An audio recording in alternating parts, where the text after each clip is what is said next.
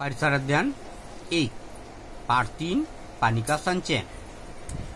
हमारे देश में पानी वर्षा से मिलता है। पानी का प्रमुख स्रोत वर्षा ही है।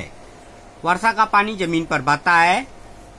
बहते समय कुछ पानी जमीन में रिस जाता है, अर्थात पानी का पूरा स्रोत, पानी हमें जहाँ से मिलता है उसका मुख्य माध्यम वर्षा है।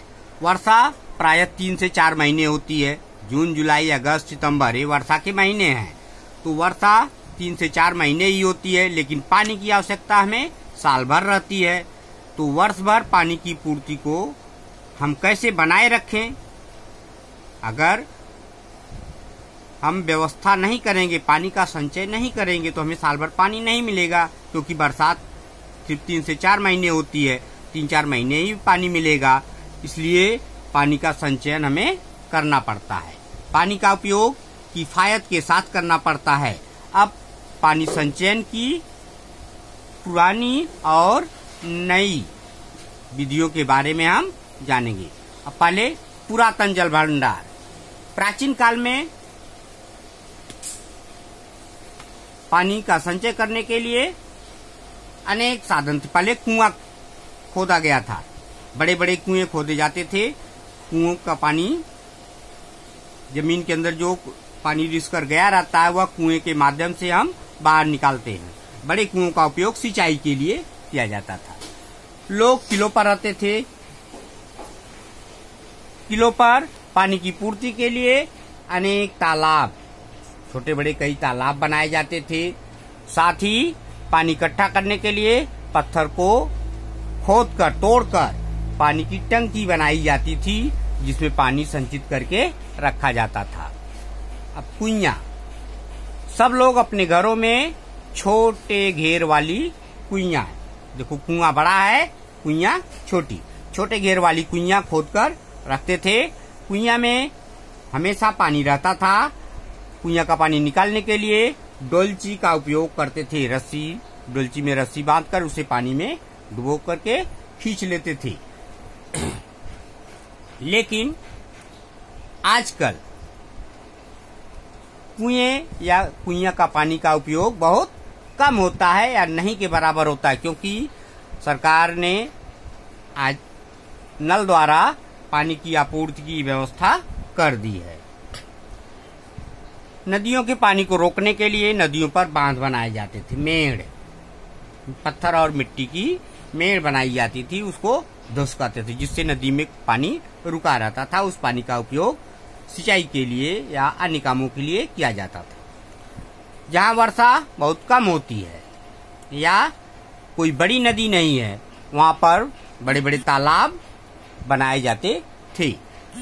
इन तालाबों को बनाने के लिए पत्थर और चूने का उपयोग किया जाता था। देखो, पत्थर और चूने का उपयोग करके दीवार बनाई गई है, जिससे पानी वहां रुका रहे, बहे नहीं। पुराने हौज।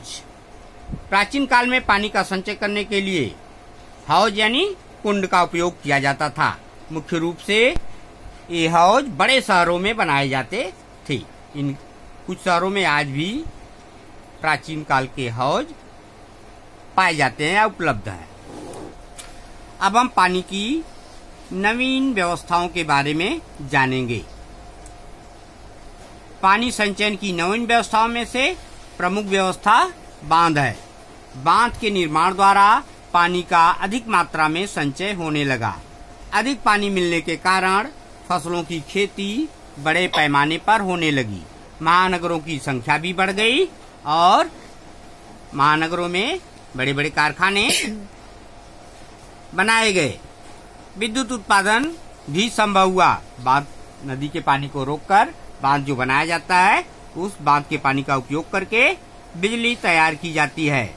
महाराष्ट्र में जायकवाड़ी, कोयना, उजनी, एलदरी जैसे अनेक बड़े बांध हैं। ये बांध वास्तव में कहाँ हैं, उनको आप मानचित्र में देख सकते हो। पुस्तक में जो मानचित्र दिया गया है उसका उपयोग करो। दूसरा है बेधन कुएं। बेधन कुएं अर्थात यहाँ कुआं खोदा नहीं जाता, मशीन की सहायता से जमीन में पाइप गाड़ते हैं अधिक गहराई तक और फिर उसको मशीन की सहायता से ही साफ करते हैं। जब साफ पानी आने लगता है तब ऊपर पतली पाइप अगर आती है तो हैंड पंप लगाते हैं, नहीं तो बोरिंग जो करते हैं मोटी पाइप 5 से 6 इंच की पाइप जमीन के अंदर घुसाते हैं तो उस पर ट्यूबवेल लगाते हैं। उस पानी उससे जमीन के अंदर जो संचित पानी है उसका उपयोग हम सिंचाई के लिए करते हैं। अधिक गहराई वाले पानी का उपयोग करना संभव नहीं था पहले, लेकिन बेधन कुओं की सहायता से इनका जब से उपयोग किया जाने लगा तब पंप के द्वारा अधिक गहराई का पानी भी हम बाहर निकालकर उसका उपयोग करते हैं। ठीक, अब प्याऊ के बारे में हम जानेंगे। घर से बाहर जाने वालों को प्यास लगने पर पीने के लिए पानी की आवश्यकता होती है।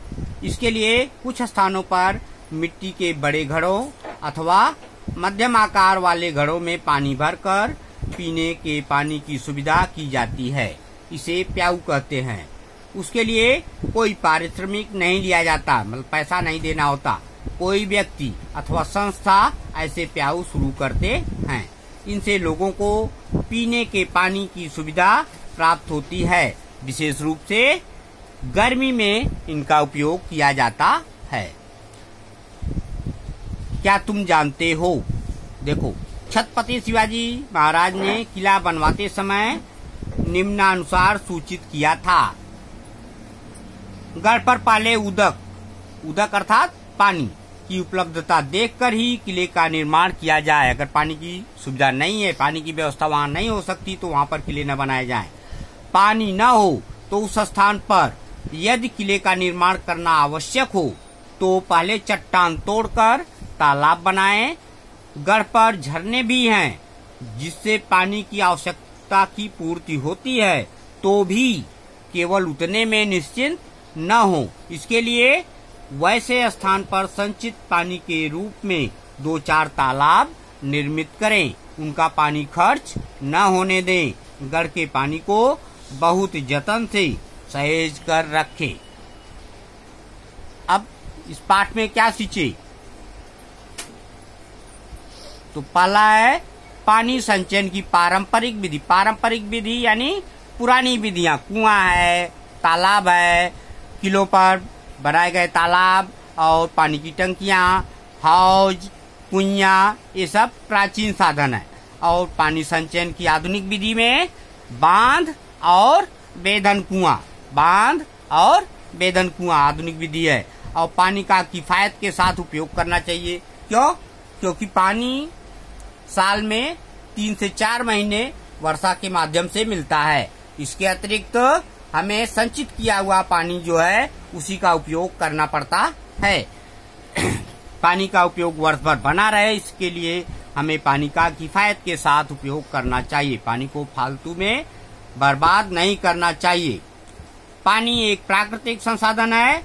सभी सजीवों को इसकी आवश्यकता होती है। सभी सजीव, चाहे प्राणी हो या वनस्पति, सब को पानी की आवश्यकता होती है। इसलिए इसको ध्यान में रखकर हमें पानी का उपयोग करना चाहिए। अब ये पाठ यहीं समाप्त होता है। अब आगे हम पुस्तक में दिए गए प्रश्न उत्तर के बारे में जानकारी प्राप्त करेंगे। धन्यवाद।